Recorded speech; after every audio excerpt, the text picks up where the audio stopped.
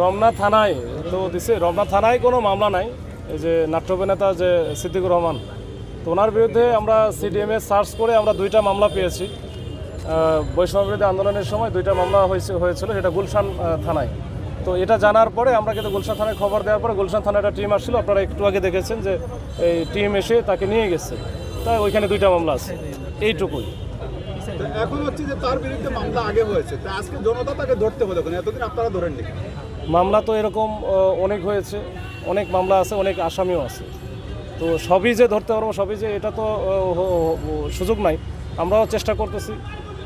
আমাদের যত সদস্য আছে, বিভিন্ন থানা, বিভিন্ন এজেন্সি যেগুলো আছে, বিভিন্ন আমাদের ইউনিট যারা আছে, ডিবি আছে, সিটিটিসি আছে, এটিইউ আছে, সবাই চেষ্টা করতেছে।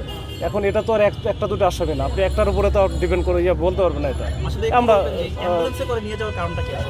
এটা অ্যাম্বুলেন্স না, এটা হচ্ছে কুইক রেসপন্স টিমের একটা গাড়ি।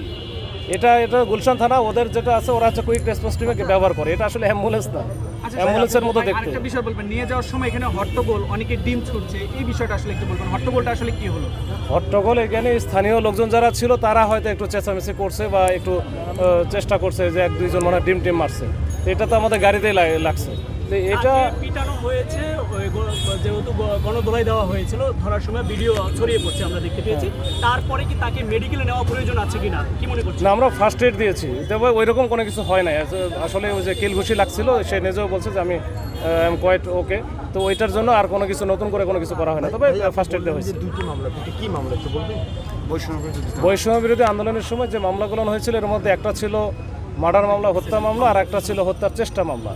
এই 2টা আর কি, ওই 2টাতে এখন আপাতত দিলাম, ওই 2টাতে তারা দেখাবে। এখন সার্বিক পরিস্থিতি নিয়ে একটু বলেন। এখন সার্বিক পরিস্থিতি আপনারা আছেন, আমরা আছি, সবাই আছে।